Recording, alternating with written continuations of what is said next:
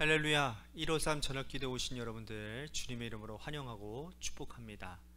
5월 5일 어린이날 휴일 가운데도 이 저녁 시간에 함께 예배하며 기도하는 여러분들에게 하나님의 크신 은혜가 이 시간 임하게 될 줄로 믿습니다. 저도 오늘 어린이날이라서 아이들과 함께 시간을 보내다가 이렇게 영상을 여러분들에게 송출하게 되는데요. 참 피곤하지만 그래도 이 시간 하나님 앞에 찬양하며 기도하는 일이 얼마나 기쁜 일인지 모릅니다. 이 시간 우리 같이 진실되게 신실하게 하나님께 먼저 찬양으로 영광 돌리는 시간이 되었으면 좋겠습니다. 신실하게 진실하게 우리 같이 찬양하도록 하겠습니다.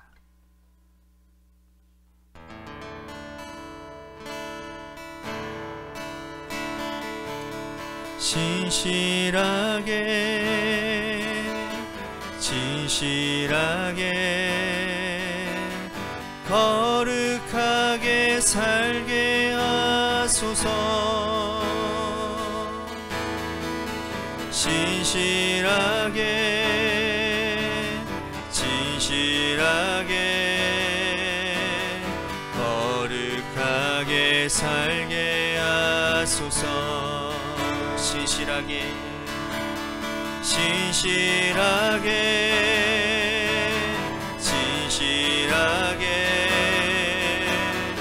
거룩하게 살게 하소서. 신실하게 진실하게 거룩하게 살게 하소서.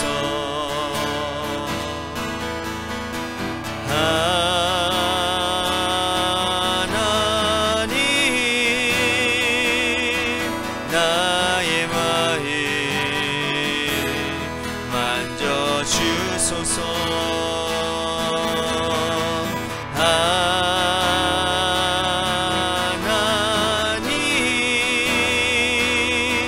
나의 영혼 새롭게 하소서. 진실하게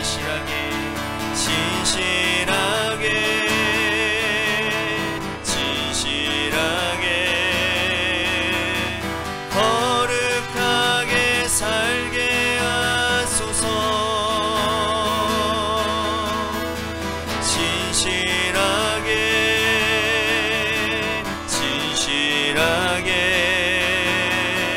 거룩하게 살게 하소서. 하나님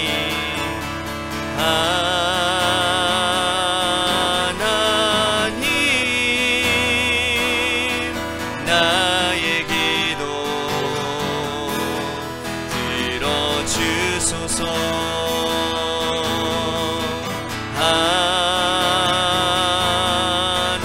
하나님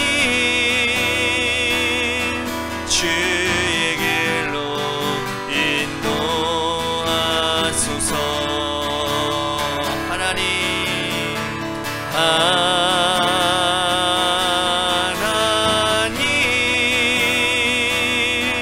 나의 기도 들어주소서.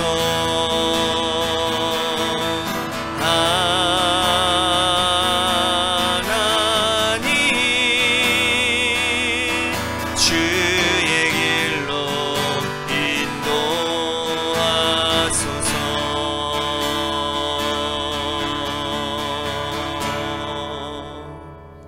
기도하겠습니다. 하나님, 우리에게 늘 신실하게 역사하시는 하나님을 바라보며 변치 않으시는 그 하나님을 바라보며 우리들도 그 하나님의 속성 닮아서 우리들의 신앙 가운데 늘 신실하게 하나님 앞에 바로 서는 자들이 되게 하여 주옵소서. 주님의 임재하심 가운데 늘 나의 삶을 점검하며 나의 삶을 주님과 동행하기에 힘쓰는 귀한 복된 주님의 성도들이 되도록 인도해 주옵소서. 사랑이 많으신 예수님 이름 받들어 간절히 축복하며 기도하옵나이다. 아멘. 오늘 이 저녁 시간에 하나님이 우리에게 주신 말씀 보도록 합니다. 사도행전 23장 1절에서 11절 말씀까지 보겠습니다. 사도행전 23장 1절에서 11절 말씀입니다. 우리 같이 한 목소리로 다 함께 봉독하도록 하겠습니다. 우리 같이 봉독합니다. 시작. 바울이 공회를 주목하여 이르되, 여러분 형제들아, 오늘까지 나는 범사의 양심을 따라 하나님을 섬겼노나 하거늘, 대제사장 아나니아가 바울 곁에 서 있는 사람들에게 그 입을 치라 명하니, 바울이 이르되, 회칠한다며 하나님이 너를 치시리로다. 내가 나를 율법대로 심판한다고 앉아서 율법을 어기고 나를 치라 하느냐 하니, 곁에 선 사람들이 말하되, 하나님의 대제사장을 네가 욕하느냐? 바울이 이르되, 형제들아, 나는 그가 대제사장인 줄 알지 못하였노라. 기록하였으되 너희 백성의 관리를 비방하지 말라 하였느니라 하더라. 바울이 그중 일부는 사두개인이요 다른 일부는 바리새인인 줄 알고 공회에서 외쳐 이르되, 여러분 형제들아, 나는 바리새인이요 또 바리새인의 아들이라. 죽은 자의 소망 곧 부활로 말미암아 내가 신문을 받노라. 그 말을 한즉 바리새인과 사두개인 사이에 다툼이 생겨 무리가 나누어지니, 이는 사두개인은 부활도 없고 천사도 없고 영도 없다 하고 바리새인은 다 있다 함이라. 크게 떠들새 바리새인 편에서 몇 서기관이 일어나 다투어 이르되, 우리가 이 사람을 보니 악한 것이 없도다. 혹 영이나 혹 천사가 그에게 말하였으면 어찌 하겠느냐 하여 큰 분쟁이 생기니, 천부장은 바울이 그들에게 찢겨질까 하여 군인을 명하여 내려가 무리 가운데서 빼앗아 가지고 영내로 들어가라 하니라. 그날 밤에 주께서 바울 곁에 서서 이르시되, 담대하라. 내가 예루살렘에서 나의 일을 증언한 것 같이 로마에서도 증언하여야 하리라 하시니라. 아멘. 오늘 이 저녁 시간에도 하나님의 은혜를 사모하셔서 이제 나오신 여러분들에게 하나님의 신령한 은혜와 축복이 함께 하시기를 바라겠습니다. 여러분, 여러분들은 믿음이 있습니까? 없습니까? 오늘 이곳에서 함께 예배하는 여러분들이라면 다 믿음이 충만한 여러분들인 줄로 믿습니다. 그런데 여러분, 이런 궁금증이 있지 않습니까? 믿음이 있다 없다를 여러분들 알아볼 수 있는 중요한 척도가 뭘까요? 아, 저 사람 참 믿음 좋다. 아, 저 사람은 참 믿음이 좀 약한 것 같다. 우리들이 그렇게 좀 평가하지 않습니까? 그렇다고 한다면 여러분들 그 평가의 척도는 여러분들 무엇입니까? 가장 중요한 척도 중에 하나는 그거인 것 같습니다. 하나님을 의식하며 사느냐 그렇지 않느냐가 믿음이 있느냐 없느냐를 알아볼 수 있다는 거예요. 믿음이 생기면 하나님에 대한 확신이 생기게 됩니다. 그죠? 믿음이 좋은 사람은 매 순간 하나님을 느끼며 살아갑니다. 오늘 본문 1절에서 바울이 이런 고백을 하죠. 오늘까지 나는 범사의 양심을 따라 하나님을 섬겼다. 이 말씀을 공동번역 성경에 보면, 형제 여러분, 나는 언제나 하나님 앞에서 오로지 바른 양심을 가지고 살았습니다 라고 되어 있더라고요. 바른 양심을 가지고 살아왔다라고 바울이 공회 앞에서 변호를 합니다. 바른 양심이 뭡니까? 바른 양심이란 사람 앞에서 증명할 길이 없습니다. 양심을 증명하여 줄 분은 오직 한 분밖에 없지요. 하나님이십니다. 그래서 사도 바울은 하나님 앞에서 오로지 바른 양심으로 살았다라고 말을 합니다. 하나님의 시민으로서 시민답게 살아왔다라고 고백하는 거예요. 얼마나 담대합니까? 얼마나 믿음 좋습니까?